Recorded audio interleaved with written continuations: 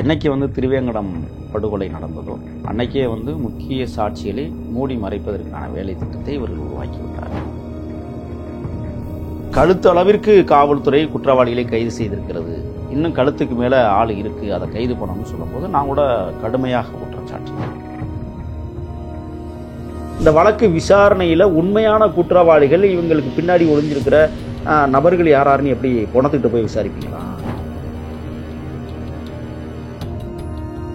ஒரு மாநில தலைவரை கொலை செய்வதற்கு ஒரு மாநில தலைவர் செயல்பட்டிருக்கிறார் என்கிற சந்தேகம் இருந்தா விசாரிக்க வேண்டியதுல என்ன தப்பு இருக்கு? உங்களுக்கு ஏன் பயப்படுறீங்க? நீங்க யாரை கண்டு பயப்படுறீங்க? பிஎஸ்பியினுடைய தலைவர்கள் செல்வப்பெருந்தகை மீது ஆணித்தரமா ஒரு குற்றச்சாட்டை வைக்கிறாங்கன்னா சாதாரணமா வைக்கவும் மாட்டாங்க. ஏன்னா இப்ப அஸ்வத்தாமனுடைய கூட்டாளிகளாக இருக்கிறவர்களை யாராவது விலை கொடுத்து வாங்கியிருப்பாங்க.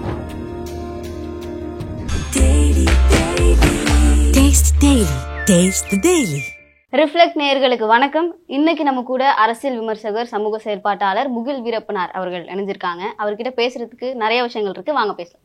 வணக்கம் சார். வணக்கம். ஆம்ஸ்ட்ராங் அவர்களுடைய படுகொலை நடந்ததுக்கு அப்புறமா தொடர்ந்து நிறைய கட்சியில இருக்கக்கூடிய நிறைய ஆட்களை தொடர்ந்து அரெஸ்ட் பண்ணிக்கிட்டே இருந்தாங்க அப்படிங்கிறத நம்ம பார்த்தோம். ஆனா காங்கிரஸ்ல இருந்து தான் யாரையுமே அரெஸ்ட் பண்ணாமலே இருந்தாங்க. இறுதியா அஸ்வத்தாமன் அப்படிங்கிறவரை அரெஸ்ட் பண்ணியிருந்தாங்க. இப்போ பிஎஸ்பியுடைய பொதுச் செயலாளர் என்ன சொல்றாரு அப்படின்னா, செல்வப்பெருந்தகை அவர்கள் தான் இதுக்கு ஒரு முக்கியமான காரணம் அப்படின்னு சொல்லி ஒரு கடிதம் ஒன்று எழுதுறாரு. தொடர்ந்து இப்போ அஸ்வத்தாமன் அவர்களை பிடிக்கிறதுக்கு காரணமே பிஎஸ்பியில இருந்து கொடுத்த பிரஷர் தான் அப்படின்னு சொல்றாங்க இல்லையா? அதை பத்தின உங்க கருத்து என்ன சார்? ஆம்ஸ்ட்ராங் கொலை வழக்கை ஊற்றி மூடிட்டாங்கன்னா நான் பேசுறது இல்லை. இப்போ நீங்கள் கேட்குறீங்கிறதுக்காக நான் பேசுகிறேன். என்னைக்கு திருவேங்கடம் படுகொலை நடந்ததோ அன்னைக்கே முக்கிய சாட்சிகளை மூடி மறைப்பதற்கான வேலை திட்டத்தை இவர்கள் உருவாக்கி விட்டார்கள். இப்போ பிஎஸ்பி பகுஜன் சமாஜ் கட்சியினுடைய மாநில தலைவர் மரியாதைக்குரிய செல்வப்பெருந்தகையை இப்போ விசாரிக்கணும் அப்படிங்கிற ஒரு விஷயத்தில் அதற்காக அவருடைய தமிழ்நாடு தலைவர் பதவியை பறிக்கணும் அப்படின்னு சொல்லி ராகுல் காந்திக்கு பிஎஸ்பியினுடைய மாநில பொதுச்செயலாளர் கடிதம் எழுதியிருக்காங்க. இன்னும் அதுக்கான பதில் வரல. அவ்வளோ சீக்கிரமெல்லாம் பதவியை பறிக்க மாட்டாங்க. ஏன்னா முதல்ல இவர் மீது சுமத்தப்பட்டிருக்கிற இந்த குற்றச்சாட்டு உறுதியாகணும். உறுதியாகாமல் அகில இந்திய தலைமை முடிவெடுக்காது. இப்போ இந்த அஸ்வத்தாமன் அப்படிங்கிற ஒரு காங்கிரஸ் பேர் இயக்கத்தினுடைய மாநில இளைஞரணி தலைவரை கைது பண்ணியிருக்காங்க. குண்டாஸ் அடிச்சிட்டாங்க இப்போ அவர் மேலே. இப்போ நான் என்ன சொல்கிறேன்னா, அவங்க அப்பா நாகேந்திரனுக்கும் ஆம்ஸ்ட்ராங் அவர்களுக்கும் ஏற்கனவே கடந்த காலங்களில் உரசல் இருந்திருக்கு. இது இந்த கொலையில் அஸ்வத்தாமன் ஈடுபட்டிருப்பதுங்கிறது வித்தியாசமானது. பழகிக்கொண்டே பழிதீர்ப்பதா அப்படிங்கிற ஒரு விஷயம் இருக்குது. ஏன்னா இப்போ அஸ்வத்தாமன் அண்ணன் இறக்கும்போது, அண்ணனை வெட்டி கொல்லப்படுகிற போது காவல்துறை என்ன அறிவித்தது என்றால் வெளிநாட்டில் இருந்தார் அப்படிங்கிற ஒரு தகவலை சொன்னாங்க. இப்போ அதில் இன்னொரு தகவல் நம்மளுக்கு என்ன கிடச்சிதுன்னா, அஸ்வத்தாமனுக்கு கடவுச்சீட்டு தொலைஞ்சு போய் 9 மாதம் ஆகுது, அவர் எங்கேயுமே போகலை, அவங்க மாமியா வீட்டுக்கு போயிருந்தார், அவங்க மாமியாவோடு கேரளாவோ ஏதோ சொன்னாங்க, அங்கே தான் போயிருந்தார், அவர் ஃப்ளாஷ் நியூஸ் பார்த்துட்டு அதிர்ச்சி அடைந்தார் அப்படிங்கிறதுல அவர்கிட்ட இருக்கிற நட்பு வட்டத்தில் நம்ம விசாரணை செய்யும்போது இந்த மாதிரி ஒரு தகவலை கொடுத்தாங்க. இப்போ அஸ்வத்தாமனை கைது பண்ண வேண்டிய சூழல் பிஎஸ்பிக்கு ஏன் வந்தது அப்படிங்கிற ஒரு கேள்வி இருக்குல்ல. இப்போ ஆனந்தன் நேற்றைய தினம் ஒரு பேட்டியில் சொல்கிறாரு, கொலை நடந்த அன்றே குற்றவாளிகள் யார் என்று எங்களுக்கு நன்றாக தெரியும் அப்படிங்கும்போது ஒரு இத்தனை மாதங்கள் கழிச்சு இப்ப ஏன் அந்த தகவலை வெளியே சொல்றாங்க? இப்போ ஆனந்தன் இன்னொன்று, ஆனந்தன் இடையில ஒரு 40வது நாள், அதாவது அண்ணனுடைய 30வது நாள் கொண்டாடி முடிச்சதுக்கு பிறகு ஆனந்தன் ஒரு பேட்டியை கொடுத்தாரு. என்ன பேட்டி கொடுத்தாருன்னா, கழுத்து அளவிற்கு காவல்துறை குற்றவாளிகளை கைது செய்திருக்கிறது, இன்னும் கழுத்துக்கு மேல ஆள் இருக்கு, அதை கைது பண்ணணும்னு சொல்லும்போது நான் கூட கடுமையாக குற்றம் சாட்டினேன். இல்லை இவர்கள் இன்னும் விசாரணையே தொடங்கவில்லை, எப்படி கழுத்தளவு வர முடியும்னு நான் சொன்னேன். இப்போ 29 பேர் கைது அப்படிங்கிற இடத்துல 2 பேரை என்கவுண்டர் பண்ணியிருக்காங்க. இப்போ கடைசியாக என்கவுண்டர் பண்ண சிசிங் ராஜா சிபி சக்கரவர்த்தி காவல்துறை இணை இயக்குனர் என்ன அறிக்கை கொடுத்தாரு, இல்லை ஆம்ஸ்ட்ராங் மரணத்தில் சிசிங் ராஜாவிற்கு தொடர்பு இல்லை, இது வேளச்சேரியில் ஒரு பெரிய கோடீஸ்வரரை துப்பாக்கி முனையில் மிரட்டியதாக ஒரு வழக்கில் தான் நாங்கள் அவரை கைது செஞ்சோம். அப்படின்னா தொடர்ந்து சிசிங் ராஜா அவரை தேடிக்கிட்டு இருந்ததுக்கான காரணம் ஆம்ஸ்ட்ராங் அவர்களுடைய படுகொலை. அப்படித்தான் நம்மளுக்கு ஒரு 2 மாசமா இந்த பத்திரிகைகள், ஊடகங்கள் இது எல்லாமே செய்திகளை வெளியிட்டது. ஒருவேளை நம்ம என்ன நினச்சோம், ஓ சரி ஆற்காடு சுரேஷனுடைய நெருங்கிய நண்பராக சிசிங் ராஜா இருப்பதால் இந்த கொலை வழக்கில் அவர் சம்மந்தப்பட்டிருக்கலாம் என்கிற சந்தேகத்தை நம்ம அடைஞ்சோம். நாடே அடைஞ்சது உண்மை. ஆனால் இன்றைக்கி சிவி சக்கரவர்த்தி வந்து அவர் என்ன சொல்லிட்டாருன்னா, இல்லை இதுக்கும் அதுக்கும் தொடர்பு இல்லைன்னு சொன்னால், அப்போ சேலையூர் பகுதியில் சிசிங் ராஜாவை காணவில்லைன்னு ஏன் சோரொட்டி ஒட்டினீங்க? வேளச்சேரி பகுதியில் ஒட்டியிருக்கணும்ல, இருக்குல்ல. நீங்கள் வேளச்சேரி கேஸுக்காகத்தானே அவரை தேடுறீங்க. அப்போ ஏதோ ஒன்றை மறைக்கிறதுக்காக இப்போ சிசிங் ராஜா வந்து இல்லை, சிசிங் ராஜா என்கவுண்டர் வந்து போலியானது. நீங்கள் இதுவரை நான் பல இடங்களில் சொல்லியிருக்கிறேன். இதுவரை 200க்கும் மேற்பட்டவர்களை தமிழ்நாடு காவல்துறை வந்து என்கவுண்டர் என்கிற பெயரில் செஞ்சுருக்காங்க இதுவரை. ஆனால் என்கவுண்டர் செய்யப்படுற ஒவ்வொருத்தருக்கும் ஒரு குற்ற பின்னணி இருக்குதானே? அவர்கள் தண்டிக்கப்பட வேண்டியவர்கள், அதில் மாற்றுக்கிறது இல்லை. கடுமையாக தண்டிக்கப்படணும். அது சட்டம் தான் கண்டிக்கணும். காவல்துறை என்ன கண்டிக்கிறது? உங்களுக்கு யார் சட்டத்தை கொடுத்தது? அப்புறம் இதுக்கு சிறைச்சாலைகள் இருக்குது, அப்புறம் இதுக்கு நீதிமன்றங்கள் இருக்குது. இப்போ என்கவுண்டர் நடந்ததுக்கு அப்புறமா எப்படியோ போலீஸ் தரப்புல இருந்து பதில் சொல்லி தானே ஆகணும். இல்லை, அதுக்காக என்கவுண்டர் பண்ணி பதில் சொல்லணுமா? சொல்லுங்கள். அப்புறம் சட்டத்தின் நான் என்ன கேட்குறேன்னா, இப்போ சிசிங் ராஜாவை கொண்டுட்டீங்க, திருவேங்கடத்தை கொண்டுட்டீங்க. இந்த வழக்கு விசாரணையில் உண்மையான குற்றவாளிகள், இவங்களுக்கு பின்னாடி ஒளிஞ்சிருக்கிற நபர்கள் யாராருன்னு எப்படி பணத்துக்கிட்ட போய் விசாரிப்பீங்களா? புதைச்சதுக்கு அப்புறம் போய் அப்படிங்கிற ஒரு காரணம் சொல்றாங்க இல்லையா? தப்பிக்க பாக்குறவங்கள சுட்டு தானே பிடிக்க முடியும்னு கேக்குறாங்கல்ல. நான் என்ன கேட்குறேன்னா, நீங்கள் கேட்குற கேள்விக்குள்ளே நான் வர்றேன். இப்போ வந்து பார்த்தீங்கன்னா, திருவேங்கடம் வந்து ஆவடிக்கிட்ட கொண்டு போயிட்டு இருக்கும்போது காலை கடன்களை கழிப்பதற்காக அனுமதி கேட்டான்னு சொன்னீங்க. அனுமதி கேட்டதுக்கு பிறகு இறக்கி விட்டு காவலுக்கு போனேன். நான் ஒன்று சொல்கிறேன், கழிவறைக்கு உள்ளே போய் கழிவு இருந்தாலும் கூட காவல்துறை என்ன செய்யும், கதவை கூட திறந்து வச்சுக்கிட்டு இருடாம்பான். புரியுதுங்களா? கையில் விளங்க மாட்டியிருப்பான். அவன் எந்த விதத்துலையும் தப்பிக்க முடியாது. அப்படி தான் ஒரு கொடூர குற்றவாளிகளை எப்படி கொண்டு போகணுங்கிறது இருக்குது. இப்போ என்னையே வந்து காவல்துறையினர் என்ன பண்ணாங்கன்னா, வீரப்பனார் வழக்கில் கால்லையும் கால் விலங்கு போட்டாங்க, கையில் கை விலங்கு போட்டு தான் என்னை நடக்க விட்டாங்க. அது அதிகமாக ஸ்டெப்பு வச்சே நடக்க முடியாது. ஒரு ஒன்றுக்கு போகணுன்னா கூட பேண்ட் சிப்பை அவங்க தான் திறந்து விடுவாங்க. அப்படி தான் இருக்கும். அப்போ சிசிங் ராஜா வந்து இப்போ என்னென்னா, திருவேங்கடத்தை முதல்ல முடிப்போம். திருவேங்கடம் ஆவடியிலேருந்து தப்பிச்சு 12 கிலோமீட்டர் 1 மணி நேரத்தில் ஓடினாரா? தகரக்குட்டாய்க்கில் ஒழிச்சிருந்த துப்பாக்கி எடுத்து சுடப்போனாரா? அப்போ ஏன் கை விளங்க மாட்டலை அப்படிங்கிற ஒரு கேள்வி இருக்குது. சரிங்களா? இப்போ அதே மாதிரி தான் சிசிங் ராஜா இப்போ என்ன செஞ்சுருக்காங்க, இப்போ இது திருவேங்கடம் அதிகாலை 5:30 மணிக்கு என்கவுண்டர். இல்லை என்னை பேச விடுங்க. திருவேங்கடம் வந்து 5:30 மணிக்கு என்கவுண்டர் விடிய காலம் அழைச்சிட்டு போகிறதுக்கான மர்மம் என்ன? ஒன்று. ரெண்டாவது, சிசிங் ராஜா வந்து இப்போ என்கவுண்டருங்கிறது 4:30 மணிக்கு பண்ணியிருக்கீங்க. அதிகாலை பொழுதுலேயே நீங்கள் என்கவுண்டர் பண்ணுறீங்கன்னா என்ன அர்த்தத்தில் நீங்கள் பண்ணிக்கிட்டு இருக்கிறீங்க? சரி, இதுவரை எத்தனை என்கவுண்டர், 200க்கும் மேற்பட்ட என்கவுண்டர்கள் தமிழ்நாட்டில் பண்ணியிருக்கிறீங்களா? ஒரு என்கவுண்டராவது சுட்டான் அங்கனே ஒரு சுருண்டு விழுந்து செத்தான் இந்த கடக்கு போனோம்னு நீங்கள் காட்டியிருக்கிறீங்களா? நெஞ்சில் சுட்டதுக்கு பிறகு எப்படி உயிர் வளர்ப்பான்? முட்டாள்தனமாக இல்லை? அவனை தூக்கிட்டு ஆஸ்பத்திரி ஓடுறீங்களா? எதுக்கு ஆஸ்பத்திரி ஓடணும்? நீங்கள் ஒரு முடிவு பண்ணி தானே இப்போ இருக்கிறீங்க. இப்போ சிசிங் ராஜாவை பணத்தை காட்டினாங்களா? இந்த இடத்துலலாம் சுட்டம் இப்படி தான் விழுந்து கிடந்தான்னு காட்டினாங்களா? இல்லை திருவேங்கடத்தையும் காட்டினாங்களா? இல்லையே. அப்போ நீங்கள் எதையும் மூடி மறைக்கிறீங்கல்ல. எதையோ நீங்கள் காப்பாற்றுறதுக்கு, யாரையோ காப்பாற்றுறதுக்கு தானே இந்த மாதிரி வேலையெல்லாம் செய்றீங்க. இப்போ அதுதான் யாரை காப்பாற்ற பார்க்குறாங்க அப்படிங்கிற இல்லை. இப்போ இந்த விஷயத்தில் தான் இப்போ அஸ்வத்தாமன் வந்து காங்கிரஸினுடைய முக்கிய பிரமுகர். அவருக்கு உடனடியாக இவ்வளோ பெரிய பொறுப்பை கொடுத்தாரு செல்வ பெருந்தகை. இப்போ வந்து அண்ணன் ஆம்ஸ்ட்ராங் அவர்களுடைய குழந்தை பிறந்த தினம் வந்து இதே திருவேற்காட்டில் மிக பிரமாண்டமாக நடந்தது. நானும் கலந்துக்கிட்டேன் அந்த பிறந்த நாள் விழாவில். அங்கே வந்து இதே அஸ்வத்தாமன் வந்து பூங்கொத்து கொடுத்து, புத்தகங்கள் கொடுத்து வாழ்த்து தெரிவித்து போன புகைப்படங்களை நம்ம பார்த்துருக்குறோம். அது அந்நியார் வந்து வெளியிட்டாங்க. திருமதி ஆம்ஸ்ட்ராங் அவர்கள் அந்த இதெல்லாம் வெளியிட்டிருந்தாங்க. இப்போ அதாவது அங்கிள்னே சொல்லி பழகிக்கிட்டு துரோகம் செஞ்சாரா என்கிற ஒரு கேள்வி இருக்குல்ல, மறைஞ்சிருக்கு. புத்தகம் கொடுத்து போலித்தனமாக வந்து நடித்தாரா அப்படிங்கிற ஒரு கேள்வி இருக்குது.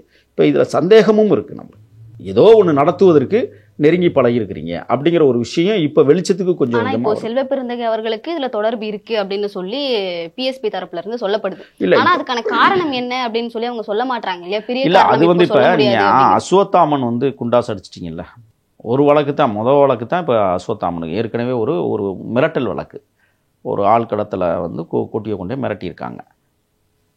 அதுவும் பண ரீதியான மிரட்டல் தான். இப்போ இது ரெண்டாவது வழக்கில் அவர் மீது குண்டாசு அடிச்சிட்டிங்க. இப்போ நான் என்ன கேட்குறேன்னா, அஸ்வத்தாமன் என்ன ஒப்புதல் வாக்குமூலம் கொடுத்தார்? எங்கள் அப்பா கிட்ட நான் தான் கொள்ள சொல்லி சொன்னேன் அப்படிங்கிற வாக்குமூலம் அவர் கொடுத்ததா சொல்லப்பட்டுச்சு இல்லையா? இல்லை, அவங்க அப்பா வந்து சொன்னாரா? நாகேந்திரன் வந்து சிறைக்குள்ள இருந்து சொன்னாரா? அவர் வந்து விசாரணைக்கே ஒத்துழைக்கல இல்லையா? இல்லை அது நான் என்ன கேட்குறேன்னா, இப்போ நாகேந்திரன் வந்து ஒரு குற்றம் பண்ணவங்க நான் குற்றம் பண்ணேன் அப்படிங்கறது அவ்வளவு சீக்கிரம் ஒத்துக்குவாங்க? ஒத்துக்க மாட்டாங்க. நான் என்ன கேட்குறேன், நாகேந்திரன் எந்த சிறைக்குள்ள இருக்கிறாரு? வெளியிலே இருக்கிறாரு? இல்லை, வேலூர் சிறையில் தானே இருக்கிறாரு. கண்காணிப்பு கோபுரங்கள் எதுக்கு இருக்குது? அங்கங்கே கண்காணிப்பு கேமராக்கள் எதுக்கு இருக்குது? இத்தனை போலீஸ் எதுக்கு? ஒரு மனிதன் உள்ளே உட்காந்துட்டு திட்டானா சும்மா திட்டுவானா? அவரிடமிருந்து ஃபோன் கைப்பற்றப்பட்டதாக செய்திகள் வெளியானுச்சுல, அது யார் கொடுத்தா? ஏன் அதெல்லாம் விசாரித்து வெளிச்சத்துக்கு கொண்டு வரல காவல்துறை? இப்போ நாகேந்திரன் நீங்கள் சொன்னீங்கல்ல, குற்றம் செஞ்சவன் ஒத்துக்க மாட்டான்னு, அவரும் ஒத்துக்கலை தான். ஆனால் குற்றம் செய்வதற்கு உதவியாக இருந்தவங்க ஒத்துக்கணும்ல. ஏன் அதை மறைக்கிறீங்க நீங்கள்? சரி, நாகேந்திரன் வந்து வெளித்தொடர்புகளில் வந்து இருந்தார். அவருடைய வழக்கறிஞரை பால் கனகராஜ் என்கிற பாரதிய ஜனதா கட்சியினுடைய துணைத் தலைவரையும் மாநில சட்டத்துறை தலைவரையும் நீங்கள் கூப்பிட்டு விசாரிச்சிங்கல்ல. ஏன் செல்வ பெருந்தகை இதுவரை விசாரிக்கல? ஆளுங்கட்சி கூட்டணிக்காகவா? சொல்லுங்கள். இன்றைக்கி பிஎஸ்பி சந்தேகப்படுதில்ல, கூப்பிட்டு விசாரிக்கலாம்ல. அவர் வந்து நான் இது பண்ணவே இல்லை, எனக்கு வந்து மான நஷ்டம் வேணும்னு சொல்லி அவர் வழக்கு போட்டிருக்காரு. நீங்கள் தானே சொல்கிறீங்க குற்றவாளியில் யாரும் தவற ஒத்துக்க மாட்டான்னு. நீங்கள் தானே இப்போ சொன்னீங்க.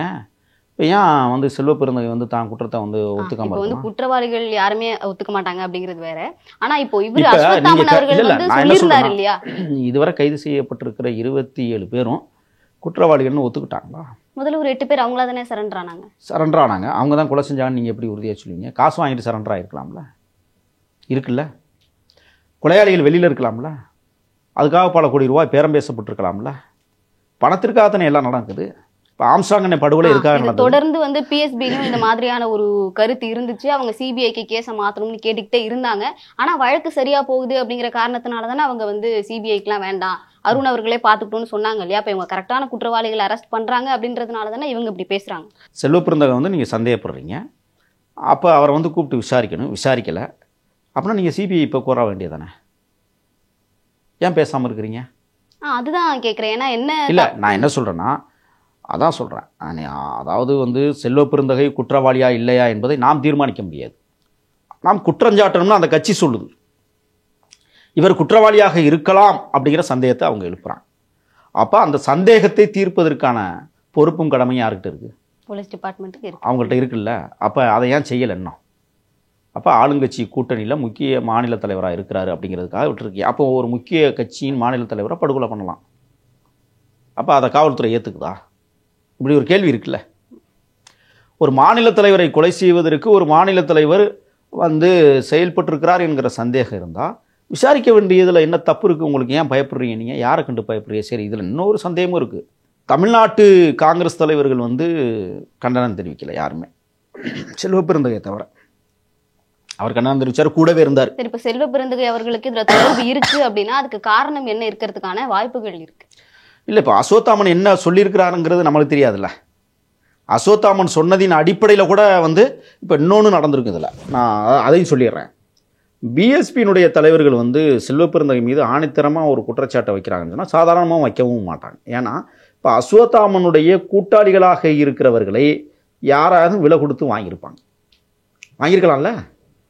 அங்கே என்ன நடந்துச்சுன்னு நீ உண்மையை சொல்லு, உடனே நாங்கள் பாதுகாத்துக்கிறோம் பேசியிருக்கலாம்ல. அப்போ அந்த உண்மை அதன் மூலமாக கட்சி வந்து இருந்துச்சுன்னா ஒன்று. இப்போ ஆம்ஸ்ட்ராங் அவர்களுக்கும் செல்வ பெருந்தகைக்கு என்ன முரண்பாடுங்கிறது உங்களுக்கும் எனக்கும் தெரியாது. ஆனால் ஆம்ஸ்ட்ராங்குடைய மனைவிக்கு தெரியும்ல. அவர் சொல்லியிருப்பார்ல, அண்ணே இந்த பிரச்சனையில் அவன் என்னை லாபி பண்ணிக்கிட்டு இருக்கிறாரு அப்படிங்கிற ஒரு விஷயம் இருக்குல்ல. ஒன்று. ரெண்டாவது, செல்வ பெருந்தகை வந்து பிஎஸ்பியினுடைய மாநில தலைவராக பதவி வகித்தவர். அவர் அந்த கட்சியிலேருந்து வெளியேறாரு, முடிஞ்சு போச்சு, அவ்வளோதான். நீ இன்னொரு கட்சிக்கு மாநில தலைவராக வந்துட்ட. அப்புறம் எப்படி வந்து பிஎஸ்பியினுடைய மாநில தலைவராக வந்திருக்கிற ஆம்ஸ்ட்ராங்கோட உனக்கு முரண்பாடு வந்திருக்கும்? அப்போ அந்த பிரச்சனை இல்லை, வேறு ஏதோ ஒரு பிரச்சனை உள்ளே ஓடி இருக்கு, அப்படி தானே? ஆனால் இப்போ பிஎஸ்பி வந்து ஆம்ஸ்ட்ராங் அது செல்வ பெருந்தகை குற்றஞ்சாட்டுறாங்கன்னா அவர்களையும் கூப்பிட்டு விசாரிக்கணும். ஏன்னா ஆரம்பத்திலேயே சந்தேகம் இருந்துச்சு, தகவலே இப்பதான் வெளியில வருது இல்ல. அப்ப இவ்வளவு நாளா இத்தனை 29 பேரை நாங்க கைது பண்ணியிருக்கிறோம், 2 என்கவுண்டர் பண்ணியிருக்கிறோம் அப்படின்னு போலீஸ் தரப்புல சொன்னாலும் கூட இப்போ அவங்க வலுவான சந்தேகத்தை வந்து வைக்கிறாங்கன்னா அதற்கு ஆதாரம் என்ன? அதை வந்து சொல்லணும்ல, பகிரங்கப்படுத்தணும்ல. இப்போ ஆனந்தன் அதை பகிரங்கப்படுத்துவாரா? அப்படி ஒரு கேள்வி இருக்குல்ல. சரி, இங்க சொல்ல முடியாது, அது வந்து விசாரிக்கப்படும் பொழுது நாங்க சொல்லுவோம் அப்படிங்கறத வந்து நம்ம குறிப்பிட்டு சொல்லணும். ஏன் நேரத்தை காலக்கெடுத்துறீங்க? சரி, காவல்துறை அவர்களை கூப்பிட்டு விசாரிக்க வேண்டியதானே? ஏன் என்ன காவல்துறை கூப்பிட்டு விசாரிக்கல? என்ன அடிப்படையில் நீங்க இந்த குற்றச்சாட்டு? சரி, அப்ப எதனால இதெல்லாம் நடக்குது அப்படின்றத ஏதோ ஒரு அரசியல் ட்ரெண்டிங்ல ஓடிக்கிட்டு இருக்குன்னு நான் நினைக்கிறேன். நான் இப்போ அண்ணனை இழந்து தவிப்பதில் நானும் ஒருத்தன். எனக்கு மிகப்பெரிய மன அழுத்தம் இருக்குது. அண்ணனை இழந்துட்டு நான் நிற்கிறேன். ஏன்னா அண்ணனுடைய இறப்பு எனக்கு மிகப்பெரிய இழப்பு தனிப்பட்ட ரீதியில். அப்போ அதை வந்து விசாரிக்கிறது தீவிரமாக விசாரிக்கணும், தீர விசாரிக்கணும். அதில் எனக்கு மிகப்பெரிய மன வருத்தம் இருக்குது. இந்த காவல்துறை ஏன் இப்படி எல்லாம் செய்யுதுன்னு ஒரு மன வருத்தம் இருக்குது. இந்த என்கவுண்டர்களே வந்து போலித்தனமாக நீங்கள் நடத்திட்டு இருக்கிறீங்க. அண்ணனுடைய கொலை வழக்கில் குற்றம் சாட்டப்பட்டவர்கள் அல்லது குற்றச்சாட்டு உள்ளவர்கள் இப்படி என்கவுண்டர் செய்யப்பட்டால் அண்ணனுடைய வழக்கை நீங்கள் எப்படி விசாரிப்பீங்க, உண்மைத்தன்மைகளை எப்படி உலகத்துக்கு சொல்லுவீங்கன்னு நம்ம கேட்குறோம். அப்போ அந்த அடிப்படையில் நீங்கள் விசாரிக்கணும்ல. நான் சொல்கிறேன், அசோத்தாமனை கைது செய்த காவல்துறை, பால் கனகராஜை கூப்பிட்டு அழைத்து விசாரணை செய்த காவல்துறை, செல்வப்பெருந்தகையும் கூப்பிட்டு விசாரணைக்கு உட்படுத்தப்பட வேண்டும் என்பதுதான் நம்மளுடைய ஆணித்தரமான கருத்து. இதில் வந்து யாரையும் பாரபட்சம் பார்க்கக்கூடாது. ஒரு கட்சிக்கே சந்தேகம் வந்திருக்குன்னா கண்டிப்பாக விசாரிக்கலாம். தனிப்பட்ட ரீதியில் எனக்கு ஒரு சந்தேகம் இருக்குன்னா நான் ஆனந்தன்ட்டு சொல்ல போகிறேன். அப்படி இல்லைன்னு வச்சுக்கோங்களேன், மரியாதைக்குரிய காவல்துறை ஆணையர் அருணுக்கிட்ட நம்ம கூப்பிட்டு சொல்ல போகிறோம், இந்த மாதிரி இவர் மேலே எனக்கு சந்தேகம் இருக்குங்க அப்படின்னு நம்ம சொல்லலாம். ஆனால் ஒரு கட்சியே ஒரு கட்சி தலைவர் மீது சந்தேகம் வருதுன்னு சொன்னால் இதை தீவிரமாக உன்னிப்பாக காவல்துறை கவனிக்க வேண்டும் என்பதுதான் நம்மளுடைய ஆளுமையான கருத்தாக நான் பார்க்கிறேன். செல்வப்பெருந்தகை அவர்களை பற்றி முடிஞ்சது. இப்போ நம்ம தொடர்ந்து என்கவுண்டர்ஸ் பற்றி பேசிக்கிட்டே இருந்தோம் இல்லையா? தொடர்ந்து நடக்கக்கூடிய என்கவுண்டர்ஸ் வந்து ஃபேக் என்கவுண்டர்ஸ் அப்படின்னு நீங்கள் சொல்கிறீங்க, கொலை அப்படின்னு சொல்கிறீங்க. அதுக்கு காரணமாக நீங்கள் என்ன பார்க்குறீங்க? இன்னொன்று என்னென்னா, திருவேங்கடம் அவருடைய என்கவுண்டராக இருக்கட்டும், காக்கா பாலாஜி அவருடைய என்கவுண்டராக இருக்கட்டும், சிசிங் ராஜா அவருடைய என்கவுண்டராக இருக்கட்டும், மூணுத்துக்கும் ஒரு பேட்டர்ன் வேறு இருக்குது அப்படிங்கிறத நம்மளால் புரிஞ்சுக்க முடியுது. அவங்க அதிகாலையில் வந்து தப்பிக்க பார்க்குறாங்க, சுட்டு பிடிக்கிறோம் அப்படின்னு. இதை நம்ம எப்படி புரிஞ்சுக்கலாம்? இல்லை, இவங்க வந்து இடத்த முன்னாடியே தேர்வு பண்ணிடுது காவல்துறை. இந்த இடத்துல தான் நம்ம வந்து சுட்டு கொள்ளணும், இதற்கான பின்னணி காரணங்களை உருவாக்கணும்னு சொல்கிறாங்க. திருவேங்கடத்தை என்கவுண்டர் செஞ்ச நபர் தான் காக்காத்தோப்பு பாலாஜி என்கவுண்டர் பண்ணியிருக்கிறார். சரிங்களா? ரெண்டுமே ஒரே டயத்தில் தான் பண்ணியிருக்காங்க. இப்போ அதிகாலையை தேர்ந்தெடுப்பது என்னென்னா, இந்த என்கவுண்டர் என்கிற கொலையை மூடி மறைப்பதற்கான சரியான நேரம் அந்த நேரம். ஏன்னா எல்லாரும் தூங்கிக்கிட்டு இருப்பாங்க, மக்கள் அரவாரம் இல்லாத பகுதிகளில் இதை பண்ணணும்னு முடிவெடுத்துட்டாங்க. ஒன்று. ரெண்டாவது, தப்பித்து ஓடுகிற போது அல்லது தாக்குகிற போதுன்னு சொன்னால், இப்போ பார்த்துக்கோங்க, திருவேங்கடமும் 2 தோட்டாவை பயன்படுத்தியிருப்பார், போலீஸ் மேலே பட்டிருக்காது. காக்காத்தோப்பு பாலாஜி 2 தோட்டா பயன்படுத்தியிருப்பார், அதுவும் காவல்துறை மேலே பட்டிருக்காது. சரிங்களா? இப்போ சீசிங் ராஜாவும் 2 தோட்டா பயன்படுத்தினார், அதுவும் காவல்துறை மேலே படலை. இது எதை குறிக்குது? அவர்கள் தூக்குகிற துப்பாக்கி போலீஸை நோக்கி பாயலைன்னா அப்போ அவர்கள் அந்த ரவுடிகள் சிறப்பான பயிற்சி பெறலைங்கிறத நம்ம ஒத்துக்கிறோம். ஒன்று. சரி, காவல்துறை வந்து சரியாக சுடணும்னா நெஞ்சில் சுடுவதற்காக சட்டம் சொல்லி கொடுத்துருக்கு. குற்றவாளி தப்பிச்சு ஓடுறான்னா காலில் சுட்டுப்பிடி, அதுதானே சட்டம் சொல்லுது. அப்போ நெஞ்சில் சுடுறாங்கன்னா அப்போ காவல்துறைக்கு வந்து குறி வைக்க தெரியல, போதிய பயிற்சி இல்லை அப்படிங்கிறத காவல்துறை ஒத்துக்குமா? இல்லை, ஒரு அவசரத்தில் சுடும் பொழுது குறி பார்க்க முடியாமல் பிடிக்கணுங்கிறது தான் குறிக்கோள் அப்படின்னு. அது எப்படி அவசரம் நான் கேட்குறேன். ஒன்று, இப்போ நீங்கள் பார்த்தீங்கன்னா காக்காத்தோப்பு பாலாஜி வந்து மரசில் இருக்கிற துப்பாக்கி எடுத்து சுட போனார். திருவேங்கடம் ஒரு தகர கொட்டாக்கில் இருக்கிற துப்பாக்கி எடுத்து சுட போனார், அதனால் சுட்டுட்டோம். சீசிங் ராஜா ஒரு ஏரிக்கரையில் வச்சுருந்த துப்பாக்கி எடுத்து சுட வந்தார், சுட்டுட்டோம். இதில் காக்காத்தோப்பு பாலாஜி மட்டும்தான் வந்து போலீஸ் பிடியில் இல்லை. அவர் சேசிங் பண்ணி வர்றாங்க, ஒரு இடத்துக்குள்ளே போகிறாரு, காரை நிறுத்துறாரு, ஓடுறாரு, துப்பாக்கி எடுக்கிறாரு, சுடுறாருன்னு காவல்துறை வந்து ஒரு பெரிய நாடகத்தை அரங்கேற்றம் பண்ணாங்க. ஆனால் திருவேங்கடமும் சீசிங் ராஜாவுக்கும் ஒரே மாதிரி காவல்துறை ஒரு திரைக்கதையை எழுதினாங்க. சரி, விசாரணைக்கு அழைத்துக்கிட்டு வர்றவங்களுக்கு ஏன் கை விலங்கு போடலை?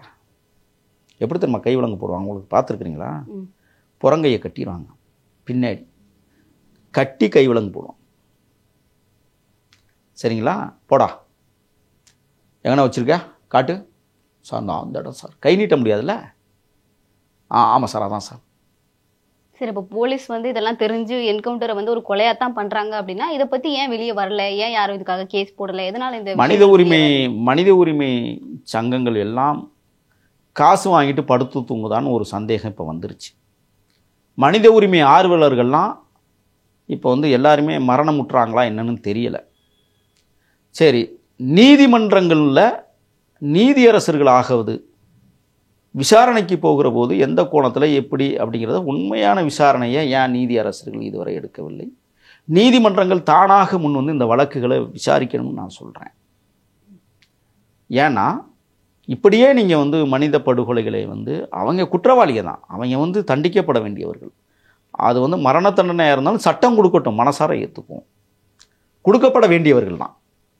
சட்டம் வந்து அவங்களுக்கெல்லாம் மரண தண்டனை கொடுத்தே ஆகணும். அவன் 5 கொலை 6 கொலை பண்ணிட்டு திரிவான், நாட்டில் வந்து உலாவிட்டு திரிவான், செல்வப்பெருக்கோடு திரிவான், காரில் திரிவான், அதுவும் குண்டு துளைக்காத காரில் திரிவான். ரவுடிசம் பண்ணுறவனுக்கு இவ்வளவு பெரிய செல்வாக்கு இந்த நாட்டில் இருக்குன்னா அவன்லாம் சட்டத்தின் முன்னால் தூக்கு தண்டனை கொடுக்கணும், மாற்று கருத்து இல்லை, மரண தண்டனை கொடுக்கணும். காவல்துறை கொடுக்க வேண்டிய அவசியம் என்ன இருக்குது? அவங்க அவங்க அவங்க ஏன் சட்டத்தை கையில் எடுக்கணும்?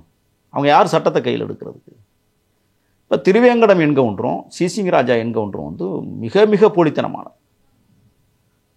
அடுத்து நீங்கள் வந்து பார்த்தீங்கன்னா காக்காத்தோப்பு பாலாஜியை இப்போ போய் என்கவுண்டர் பண்ண வேண்டிய தேவை என்ன இருக்குது? சரி, அவர் மேல 59 வழக்குகள் இருந்துச்சு இல்லையா, அதனாலதான் தொடர்ந்து அவர் தேடப்பட்டார். ஆம்ஸ்ட்ராங் அவர்களுடைய அவருக்கும் சம்பந்தம் இருந்துச்சாங்கிற நோக்கத்துல தான் தேடினாங்க அப்படின்னா அதெல்லாம் கிடையாது. அவர் வந்து வேலூர் நீதிமன்றத்துக்கு போயிட்டு வந்துக்கிட்டு காவல்துறைக்கு நல்லாவே தெரியும். காவல்துறை வந்து என்ன சொல்லுது, ஐஜியை பார்க்க சொன்னாங்க, உங்களை ஐஜி அழைக்கிறாரு, நீங்கள் வந்து பார்த்துட்டு போங்கன்னு சொல்லி நைட்டில் வந்து கூட்டிகிட்டு போகிறாங்க. எப்போதுமே இந்த இரவில் யாராவது இந்த மாதிரி கொடுங்கோன்மையான குற்றவாளிகளை கூட்டிகிட்டு போகிறாங்கன்னா அந்த அவருடைய கதை முடிஞ்சிருச்சுன்னு அர்த்தம், முடிவுரை எழுதப்பட்டாச்சு அப்படின்னு அர்த்தம்.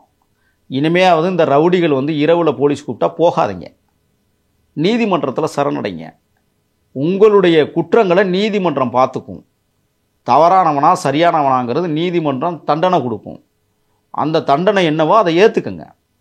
காவல்துறை வந்து உங்களை என்கவுண்டர் பண்ண போகிறான், இரவில் வந்து கூப்பிட போகிறான்னா நீங்கள் உஷாராக இருந்துக்குங்கன்னு தான் நான் சொல்கிறேன். நீதிமன்றத்தில் சரணடைங்க. காவல்துறை கையில் கிடச்சி நீங்கள் தேவையில்லாமல் உங்கள் உயிரை மாச்சிக்காதீங்க. உண்மையை நீங்கள் சொல்லிவிட்டு நீதிமன்றத்தில் போய் சரண்டர் ஆகிறது பொருத்தமானதாக இருக்குன்னு தான் நான் சொல்கிறேன். இப்போ வந்து பார்த்துக்குங்க, இப்போ சிடி மணியை வந்து கைது பண்ணி கொண்டாந்து சிறையில் வச்சுருக்காங்க. அவர் வந்து என்ன செய்கிறாரு, இந்த ஆம்ஸ்ட்ராங் கொலை வழக்கில் சம்மந்தம் இருக்கான்னு பார்க்குறாங்க. சிடி மணியும் காக்காத்தோப்பு பாலாஜியும் நெருங்கிய நண்பர்கள். அப்போ சிசிங் ராஜா ஆற்காடு சுரேஷ் கூட்டாளிகளைப் போல் காக்காத்தோப்பு பாலாஜியும் சிடி மணியும் வந்து நெருங்கிய நண்பர்கள். இந்த சிடி மணியும் காக்காத்தோப்பு பாலாஜியும் தேனாம்பேட்டை அந்த அண்ணா சாலையில் போயிட்டுருக்கும்போது தான் இன்றைக்கி தேடப்படுகிற குற்றவாளியாக அறிவிக்கப்பட்டிருக்கிற சம்பவம் செந்தில் வந்து நாட்டு வெடிகுண்டுகளை வீசி கொலை செய்ய முற்பட்டான். சரிங்களா? இப்போ எப்படி வந்து காக்காத்தோப்பு பாலாஜி வந்து ஆம்ஸ்ட்ராங் கொலை வழக்கில் தொடர்பாக இருப்பார்? எதிரியுமே நிற்கிறானுங்க. சம்பவம் செந்திலுக்கும் காக்காத்தோப்பு பாலாஜி எதிரி, சம்பவம் செந்திலுக்கும் சிடி மணியும் எதிரியாக இருக்கான். ஆனால் காக்காத்தோப்பு பாலாஜியும் ஆம்ஸ்ட்ராங் அண்ணன் கொலை வழக்கில் வர்றான்னா, சம்பவம் செந்திலும் ஆம்ஸ்ட்ராங் கொலை வழக்கில் வர்றான்னா, அப்போ எதிரிகள் பரம எதிரிகள் வந்து ஆம்ஸ்ட்ராங் அண்ணன் கொலை வழக்கில் ஒன்று சேர்ந்துக்கிட்டாங்களா? இதை காவல்துறை விளக்கணும் எனக்கு. புரியுதுங்களா? இப்போ எல்லா குற்றவாளிகளையும் எல்லா ரவுடிகளையும் கொண்டு வந்து நீங்கள் இப்போ என்ன செய்றீங்கன்னா, ஆம்ஸ்ட்ராங் கொலை வழக்கில் ஈடுபடுத்தி ஒரு பெரிய ரவுடியை எல்லா ரவுடிக்கும் சேர்ந்து கொண்டுட்டாங்க. அப்படி தான் சொல்ல வரீங்களா? இதில் சந்தேகம் இருக்குல்ல. அதனால் நம்ம என்ன பண்ணுறோம்னு சொன்னால், இருக்கிற குற்றவாளிகள்லாம் நீங்கள் பிடிச்சி அண்ணன் ஆம்ஸ்ட்ராங் மரண வழக்கில் குற்றவாளிகளாக கொண்டு வந்து சேர்ப்பதை விட ஏதோ ஒரு அரசியல் ஆளுமை ஒளிஞ்சிருக்கு, மிகப்பெரிய அளவில் ஒளிஞ்சிருக்கு. எவனோ வந்து கோடிக்கணக்கான ரூபா பணம் கொடுத்துருக்கான். இதை முதல்ல கண்டுபிடிங்க. இதை கண்டுபிடிக்கிறத விட்டுவிட்டு நீங்கள் ஏற்கனவே குற்றவாளிகளாக இருக்கக்கூடியவர்கள் கருதக்கூடியவர்கள் தலைமறைவாக இருக்கக்கூடியவர்களை நீங்கள் கைது பண்ணுறீங்கன்னா, எந்த அடிப்படையில் கைது பண்ணுறீங்கன்னா, இப்போ வந்து கோர்ட்டு வந்து ஒரு விஷயத்த சொல்லுது, என்னப்பா அந்த குற்றவாளிகளை ஏன் இன்னும் கொண்டு வந்து ஒப்படைக்காமல் இருக்கீங்க? அந்த கேஸு கிட்டத்தட்ட 23 வருஷமாக நடந்துக்கிட்டு இருக்குது. இது என்ன கணக்குன்னு இப்போ நீதிமன்றம் வந்து காவல்துறைக்கு உத்தரவிடும் போது இந்த வழக்கை பயன்படுத்தி எல்லாரையும் கொண்டு வந்து நிப்பாட்டுறோம். இது எப்படி? இது இப்போ நம்ம என்ன சொல்கிறோம்னு சொன்னால், ஒரு அரசியல் ஆளுமே ஒளிந்திருக்கிறான், ஒரு பணம் கொடுத்தவன் ஒளிஞ்சிருக்கான். சந்தேகம் எதுவும் இருக்கா? இல்லை, அந்த சந்தேகத்தை தான் பிஎஸ்பி இப்போ கிளப்பிக்கிட்டு இருக்கு. சரிங்களா? இப்போ பிஎஸ்பி இன்னொரு நிலைப்பாட்டுக்கு வரணும். செல்வப்பெருந்தகை தான் அந்த அரசியல் ஆளுமை என்று அவர்கள் சொல்வார்களே, ஆனால் அவரை இயக்கியவர்கள் யார்? எதற்காக இயக்கித்தான் இருக்கணுமா அவருக்கு? கண்டிப்பா. ஏன்னா இதில் வந்து பல கோடிகள் பேரம் பேசப்பட்டதாக முதல்ல நம்ம வந்து தகவல்கள் பயங்கரமாக கசிஞ்சது. இப்போ வந்து நம்ம என்ன யோசிக்கிறோம்னு சொன்னால், பணம் கொடுக்குற ஆருத்ரா கோல்டு நிறுவனத்தில் பிரச்சனை இருக்குன்னு நம்ம ஆரம்ப நிலையிலேருந்து நம்ம சொல்லி வந்துட்டு இருக்கிறோம். இதுவரை ஆருத்ரா கோல்டு நிறுவனத்தை கூப்பிட்டு விசாரிச்சிருக்கிறாங்களா? இல்லை. சரி, இப்போ சந்தேகப்படுகிற செல்வ பெருந்தகையை கூப்பிட்டு விசாரிச்சிருக்கிறாங்களா? இல்லை. அப்போ வழக்கு ஒழுங்கா விசாரிக்கப்படலையோ அப்படின்னு நினைக்கிறேன். அப்படி இல்லை, எல்லாரையும் கைது பண்ணிட்டீங்க, இந்த 2 பேரையும் கைது பண்ணலை. ஏன் அப்படின்னு? அதுதான் அவருக்கான அரசியலும் இவருக்கான பணமும். புரியுதுங்களா உங்களுக்கு? ஆனால் இவர்கள் 2 பேரும் இயக்கியது ஒரு சக்தியாக இருக்கலாம். இப்போ வந்து செல்வ பெருந்தகைக்கும் ஆம்ஸ்ட்ராங்கும் என்ன கொள்கை பகையா? இல்லை. குடும்ப பகையா? இல்லை. இல்லை கட்சி பகையா? இல்லை. ஏன் கொல்லணும்?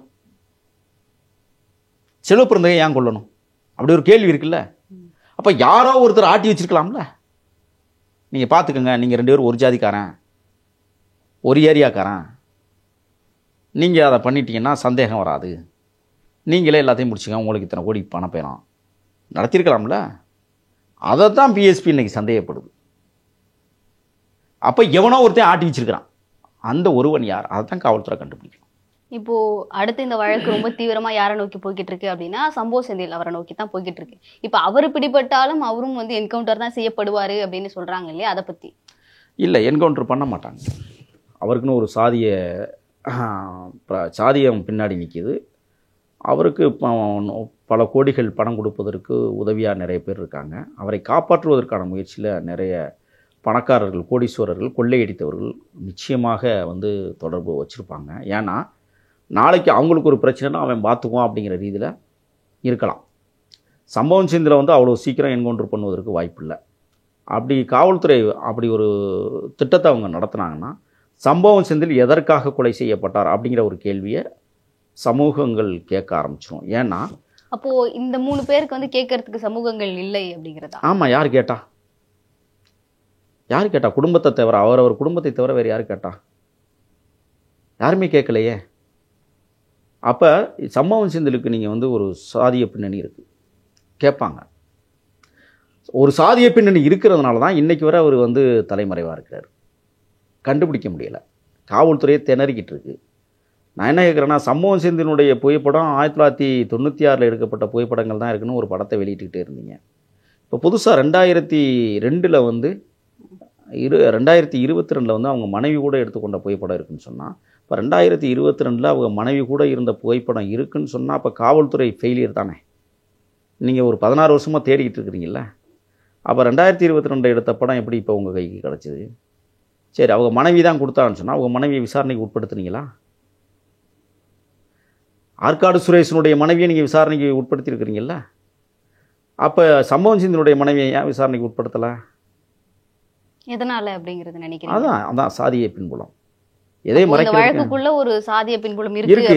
100% இருக்கு. 100% இருக்கு. இது சாதிய பின்புலம் மட்டும் இல்லை, 3 விதமாக அந்த கொலை நடந்திருக்கு. 1 சாதிய பின்புலம், 2வது அரசியல் பின்புலம், 3வது பொருளாதார பின்புலம். 3மே கலந்து தான் அந்த தலைவனை வந்து வீழ்த்தி இருக்கிறது. சாதாரணமாக இவங்க வந்து வீழ்த்தலை. இப்போ வந்து இந்த விஷயத்தில் அஸ்வத்தாமன் இன்னும் தீர விசாரிக்கப்பட வேண்டும் என்பது தான் நம்முடைய நோக்கம். ஏன்னா பிஎஸ்பி அதை அழுத்தமாக சொல்கிறாங்க. அவங்களுக்கு தெரியாமல் சொல்ல மாட்டாங்க. 1, செல்வ பெருந்தகை உடனடியாக விசாரணை நிலையத்துக்குள்ள கொண்டு வரணும். அது அருண் போன்ற ஆளுமை மிக்க இந்த காவல்துறை அதிகாரிகள் அந்த வேலையை சரியாக செஞ்சால் தான் நீங்கள் ஆளுமை மிக்க காவல்துறை அதிகாரியாக இருக்க முடியுமே ஒழிய, இல்லைன்னா தினந்தோறும் இப்படி சவடால் பேசுகிற அதிகாரியாக மாறிடுவீங்க. இல்லைன்னா தொடர்ந்து என்கவுண்டர் போட்டுக்கிட்டே இருப்பீங்க.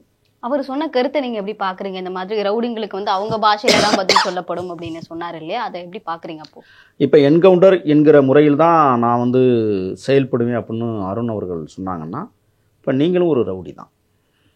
ரவுடிகளுக்கு ரவுடிகள் பாஷையில் பதில் சொல்லப்படும் அப்படின்னு சொல்கிறது? ஆமாம், ரவுடிகளுக்கு நான் ஒரு ரவுடியாக இருக்கேன், நான் வந்து ஒரு அரசாங்க ஐஏஎஸ் ரவுடி, ஐபிஎஸ் ரவுடி, நான் பதில் சொல்ல போகிறேன்னு நீங்கள் துப்பாக்கி எடுத்து நீங்கள் நீட்டிங்கன்னு சொன்னால் அப்போ நீங்களும் சட்டத்தை மதிக்கலைன்னு தான் அர்த்தம், சட்டத்தை மீறுறீங்கன்னு தான் அர்த்தம். அதனால் அருண் போன்றவர்கள் ஒரு இதில் வந்து மனிதனையும் பார்க்க வேண்டாம், சட்டத்தை பாருங்கள். தண்டிக்கப்பட வேண்டியவர்கள். அருண் வந்து பிடிச்சி கொண்டு வர்றது பாராட்டுதலுக்குரியது, ஆனால் சுட்டுக்கொள்வது ஏற்புடையதல். தொடர்ந்து நீங்கள் கூட நிறைய தகவலை பகிர்ந்துக்கிட்டீங்க. உங்கள் நேரத்துக்கு ரொம்ப நன்றி. நன்றி.